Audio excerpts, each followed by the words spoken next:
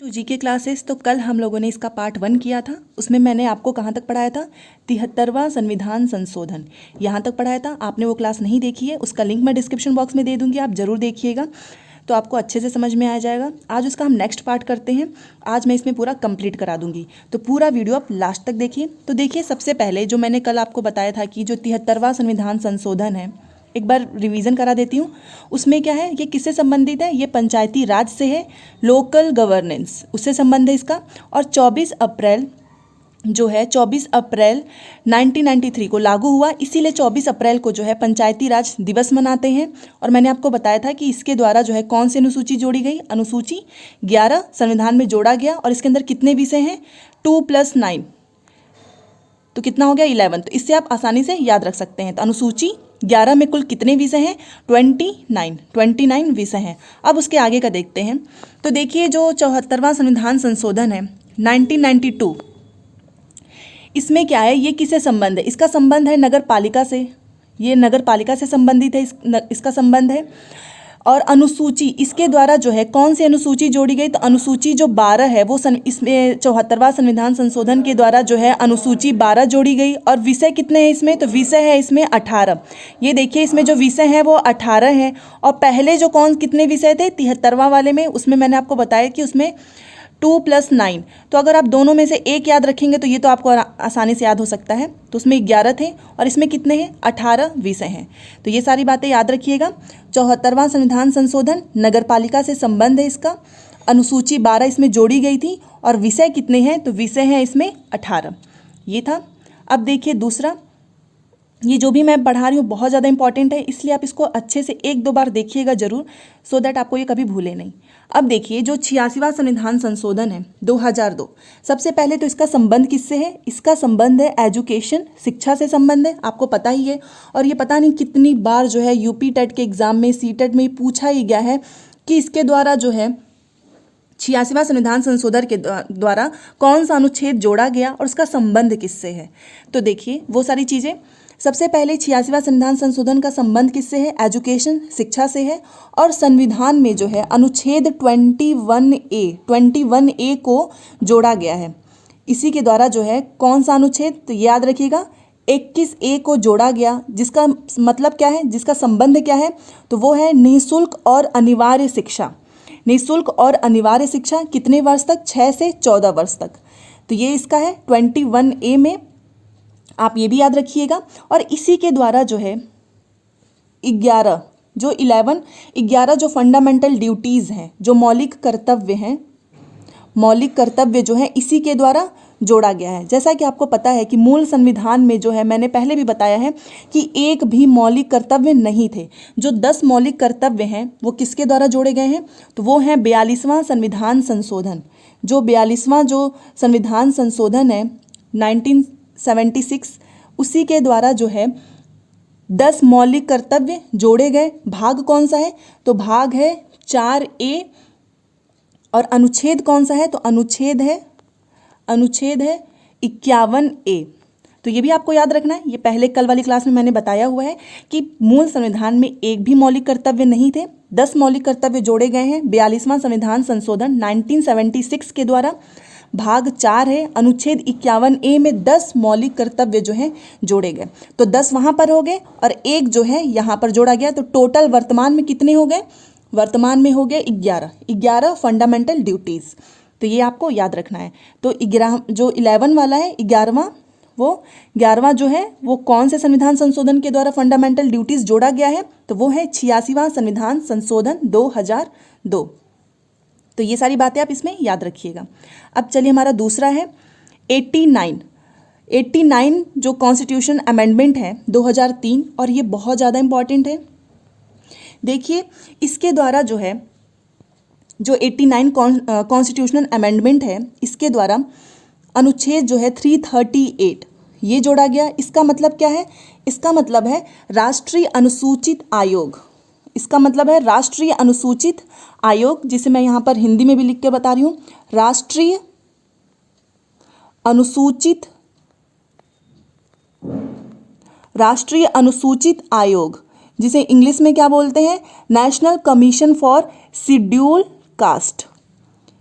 तो इसके द्वारा जो है अनुच्छेद 338 को जोड़ा गया, जिसका मतलब है राष्ट्रीय अनुसूचित आयोग, national commission for scheduled caste.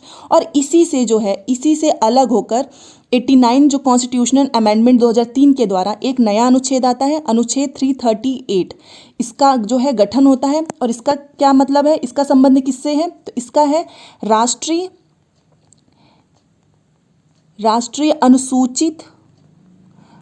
अनुसूचित जनजाति आयोग। राष्ट्रीय अनुसूचित जनजाति आयोग मतलब national commission for scheduled tribe. ये एसटी के लिए और ये एससी के लिए। तो एक बार और मैं बता रही हूँ, 89वां जो संविधान संशोधन है, सबसे पहले देखिए ये कब का है, ये 2003 का है, ये आपको पता है। इसी के द्वारा जो है अनुच्छेद 338 ये इसका निर्माण होता है। और ये किससे संबंधित है, तो ये है राष्ट्रीय अनुसूचित आयोग, national commission for scheduled caste, SC के लिए। और इसी से जो है अलग होकर 89वां कॉन्स्टिट्यूशनल अमेंडमेंट 2003 के द्वारा एक नया अनुच्छेद आता है, अनुच्छेद 338 ए। ये याद रखिएगा, ये 338 ए है। और इसका मतलब है, इसका जो इस नए आयोग का गठन हुआ, जिसका क्या है, राष्ट्रीय अनुसूचित जनजाति आयोग, national commission for scheduled tribe, ST. तो ये दोनों आप याद रखिएगा, एग्जाम में ऐसा पूछता भी है कि जो राष्ट्रीय अनुसूचित जनजाति आयोग है वो किस संविधान संशोधन से जो है अलग होकर बना, तो वो है 89वां संविधान संशोधन 2003। और ये भी याद रखिएगा कि ये 338 इसी से निकलकर ये बना है। संविधान संशोधन कौन सा है, तो 89वां संविधान संशोधन। तो ये दोनों पॉइंट आप याद रखिएगा, बहुत ज़्यादा इंपॉर्टेंट है। अब चलिए हमारा नेक्स्ट है, देखिए जो 91 संविधान संशोधन है, सबसे पहले ये कब का है, तो ये है 2003 का है। 99वां संविधान संशोधन 2003, इसके द्वारा जो है लोकसभा की कुल संख्या का 15%, ये क्वेश्चन पूछता भी है कि लोकसभा की कुल संख्या का जो 15% है वह मंत्री परिषद में कितना शामिल हो सकता है, तो वो केवल जो है 15%। याद रखिएगा, लोकसभा की कुल संख्या का ओनली 50% जो है वो मंत्री परिषद में जो है शामिल हो सकता है।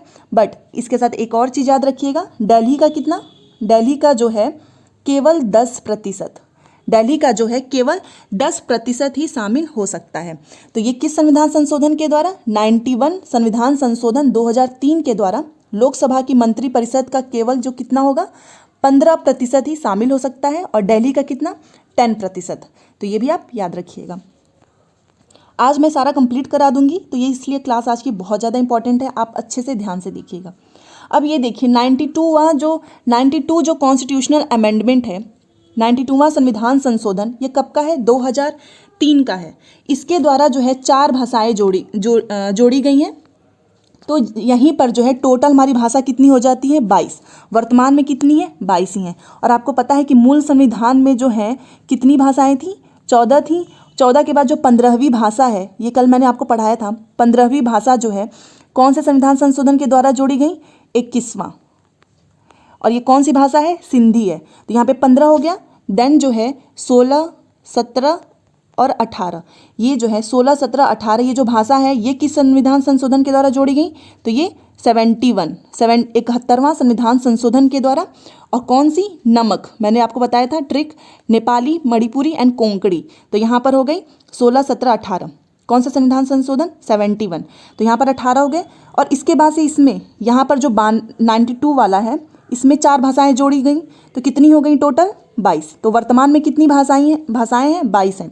तो जो 92 जो संविधान संशोधन कॉन्स्टिट्यूशनल अमेंडमेंट 2003 के द्वारा जो है 4 भाषाएं जोड़ी गई हैं, कौन कौन सी, बोडो, डोंगरी, मैथिली, संथाली।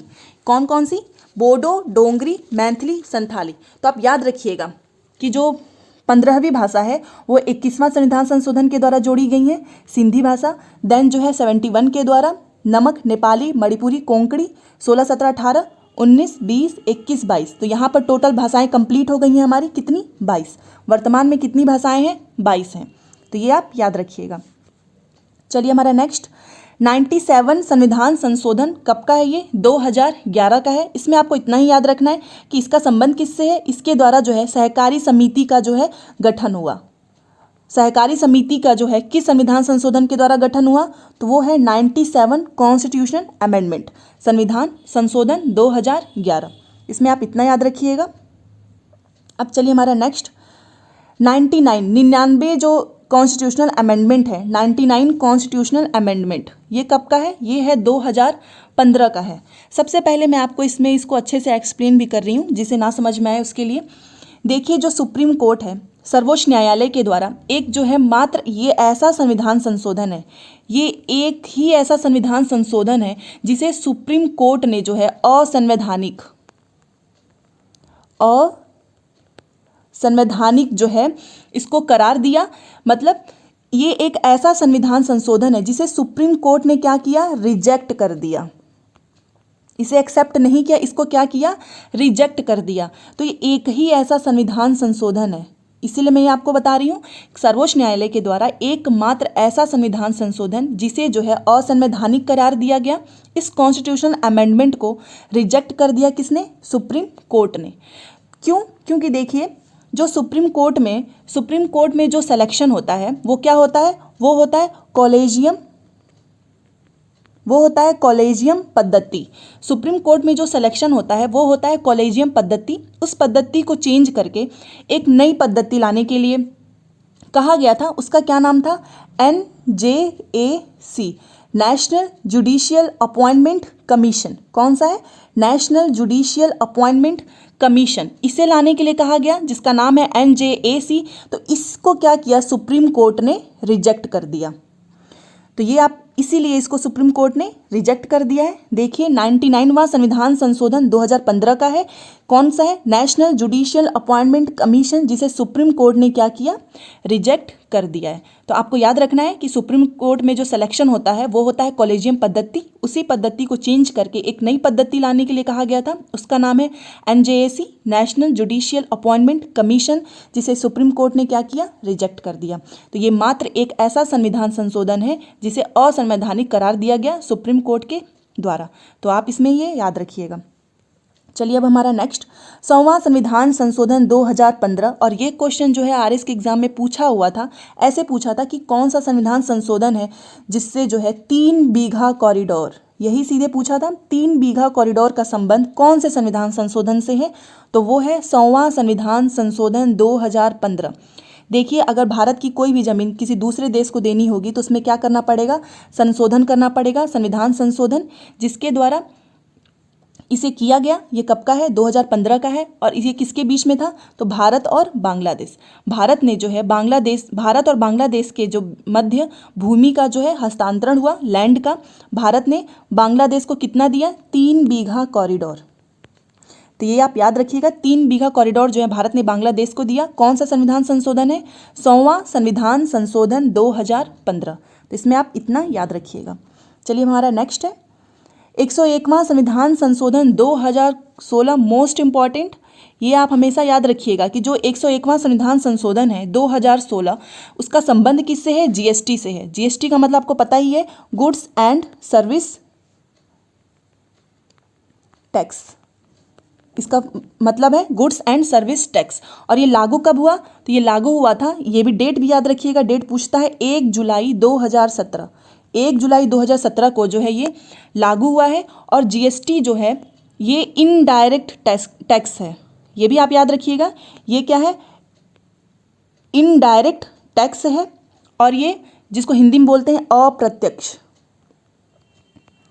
तो देखिए, 101वां संविधान संशोधन 2016, इसका संबंध है GST से, गुड्स एंड सर्विस टैक्स। 1 जुलाई 2017 को लागू हुआ। ये क्या है, एक इनडायरेक्ट टैक्स है, अप्रत्यक्ष कर है।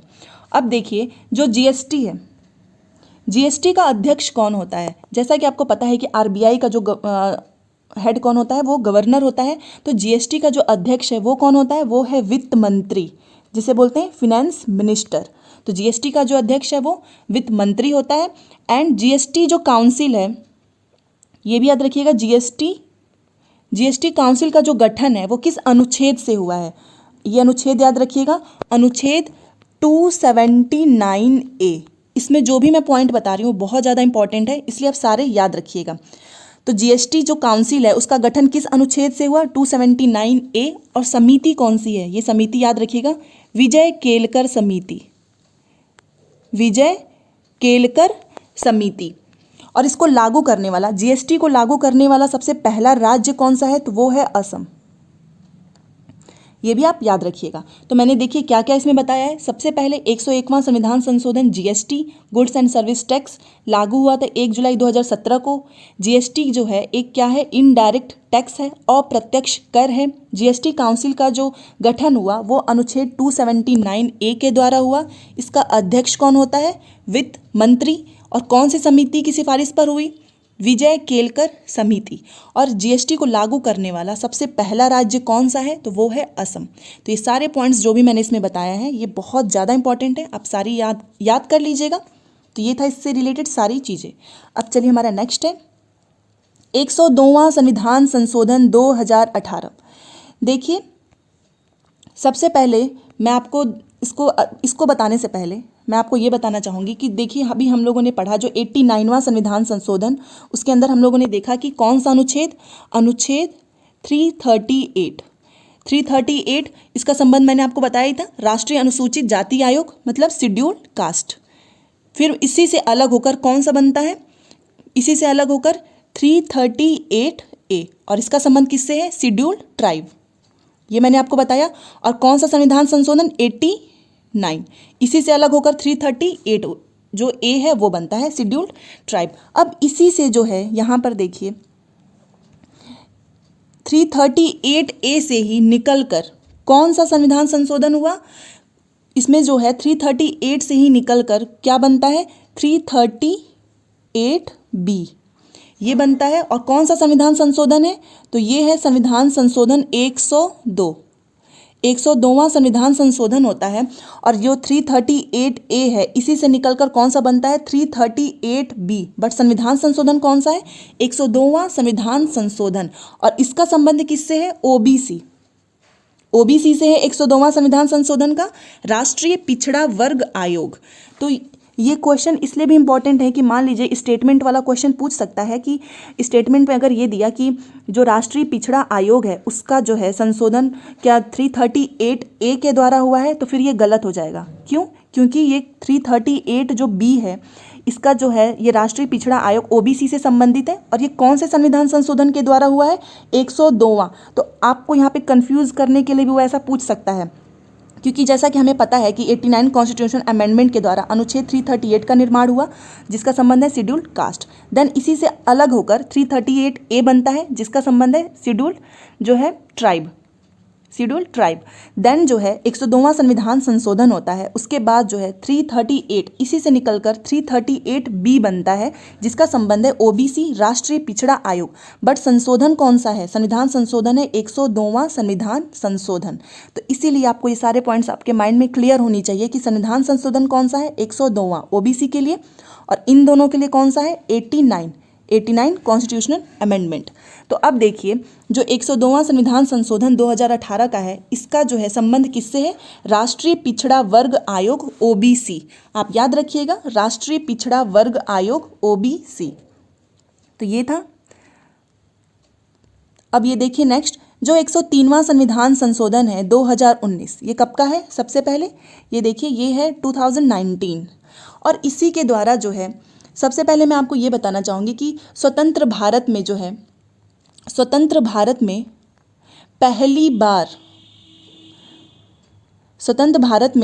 पहली बार जो है आर्थिक आधार पर आरक्षण की व्यवस्था की गई। एंड उसी के बाद जो है इसी में आर्थिक रूप से जो पिछड़ा वर्ग है उसमें कितना 10% का जो है आरक्षण दिया गया, जिसे इंग्लिश में बोलते हैं EWS, इकोनॉमिक वीकर सेक्शन। ये आपको पता ही है EWS। तो इसी से जो है आर्थिक रूप में जो पिछड़ा वर्ग है उसको 10% आरक्षण दिया गया। और कौन से अनुच्छेद में संशोधन किया गया? तो अनुच्छेद 16। इसे मैं यहाँ पर लिखकर बता रही हूँ इसके द्वारा किस अनुच्छेद में? तो अनुच्छेद 16 में जो है संशोधन किया गया। तो इसके अंदर आप याद रखिएगा कि 103वां संविधान संशोधन 2019 का संबंध किससे है? ईडब्ल्यूएस आर्थिक रूप से पिछड़े वर्ग को कितना 10% जो है आरक्षण दिया गया। अनुच्छेद 16 में जो है इसी के द्वारा संशोधन किया गया और स्वतंत्र भारत में पहली बार जो है आर्थिक आधार पर आरक्षण की व्यवस्था की गई। तो ये क्वेश्चन पूछता है कि ईडब्ल्यूएस का जो है संबंध किस संविधान संशोधन से है? तो वो है 103वां कॉन्स्टिट्यूशनल अमेंडमेंट। तो ये पॉइंट आप इसमें याद रखिएगा। आई होप आपको मेरी सारी चीज़ें अच्छे से समझ में आ रही होंगी, और ना समझ में आए तो मुझे कमेंट बॉक्स में आप कोई भी क्वेश्चन लिखकर पूछ सकते हैं, मैं उसका आंसर जरूर करूँगी। अब देखिए हमारा नेक्स्ट है, और वीडियो आपको पसंद आए तो चैनल को सब्सक्राइब करना ना भूलें। अब ये देखिए जो 104वां संविधान संशोधन है, इसमें जो है ये जो है सबसे पहले कि ये कौन सा है संविधान संशोधन, तो देखिए ये जो है 126वां जो है ये संविधान संशोधन विधेयक है। और अधिनियम कौन सा है? तो अधिनियम कौन सा है? ये अधिनियम है 104वां। तो जो 104वां संविधान संशोधन है ये 126 नंबर का ये जो संविधान संशोधन विधेयक है।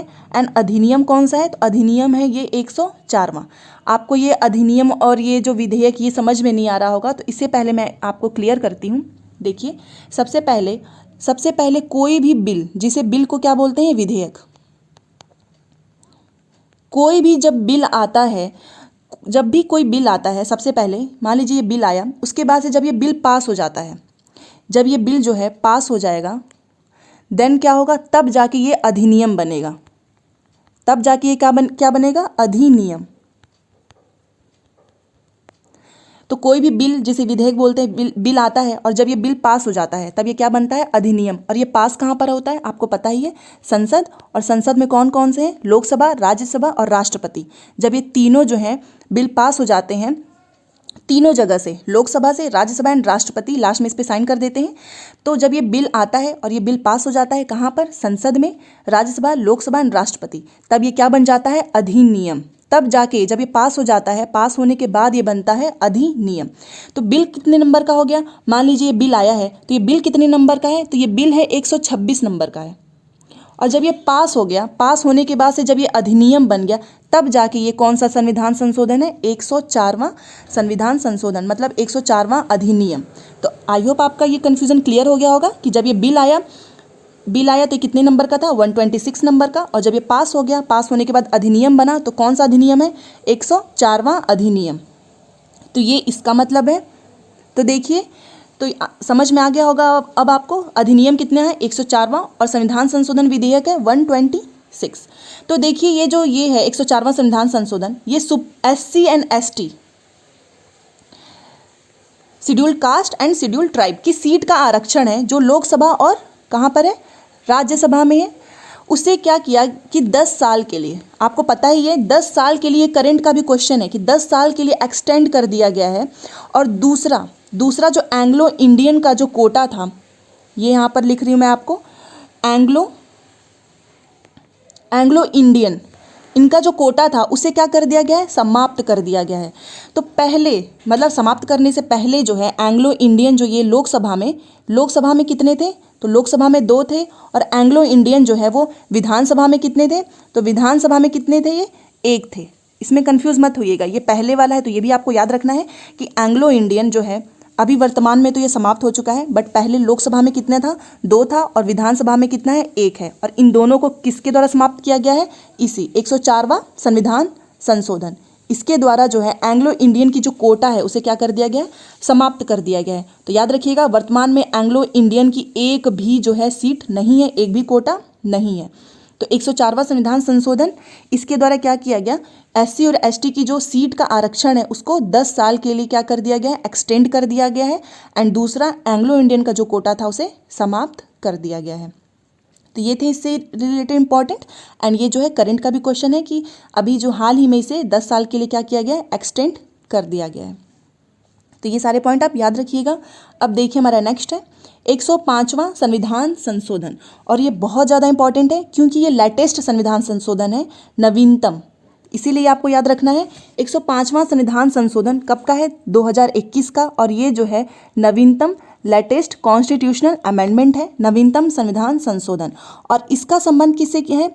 तो ओबीसी का जो निर्धारण है कि ओबीसी में कौन कौन से कास्ट जो हैं आएंगे, इसका निर्धारण कौन करेगा? राज्य के द्वारा किया गया। तो ये वही है, जैसा कि आपको पता है कि जो ओबीसी का 102वां जो संविधान संशोधन है, इसमें संशोधन होकर क्या बना? कौन सा अनुच्छेद?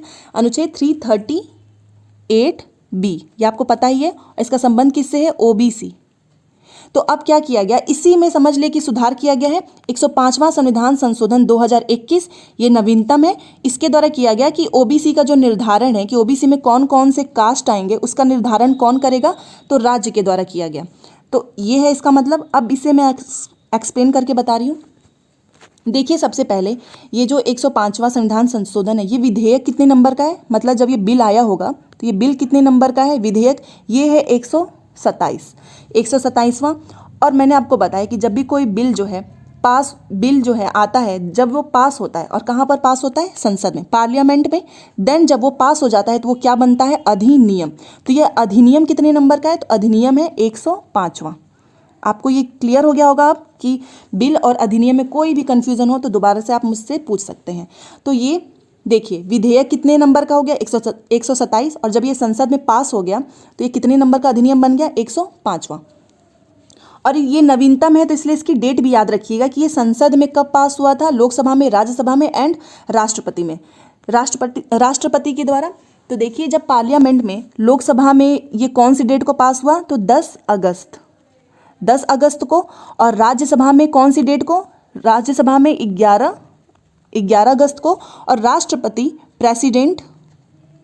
राष्ट्रपति के द्वारा जो है 18 अगस्त, मतलब 18 अगस्त को राष्ट्रपति जी ने साइन कर दिया। तो ये विधेयक है 127 का। मैंने आपको बताया बिल आया, तब जाके ये संसद में पास हुआ। देन ये 105 नंबर का अधिनियम बन गया। उसके बाद से जो है संसद में, लोकसभा ने 10 अगस्त को इस पर साइन किया, राज्यसभा ने 11 अगस्त को, और राष्ट्रपति ने 18 अगस्त को इस पर साइन कर दिया। ये डेट इसलिए भी याद रखना है बिकॉज ये लेटेस्ट वाला है, नवीनतम संविधान संशोधन है, इसलिए आप इसे याद रखिएगा। उसी के बाद जो है जो मैंने अभी आपको बताया था पहले, 102वां संविधान संशोधन, उसी में क्या किया? उसी में हुआ था कि ओबीसी में, उसमें मैंने आपको बताया ही था कि ओबीसी से रिलेटेड है ये। इसी में सुधार किया गया। और ओबीसी में कौन कौन से कास्ट आएंगे, इसका निर्धारण कौन करेगा? तो वो करेगा राज्य।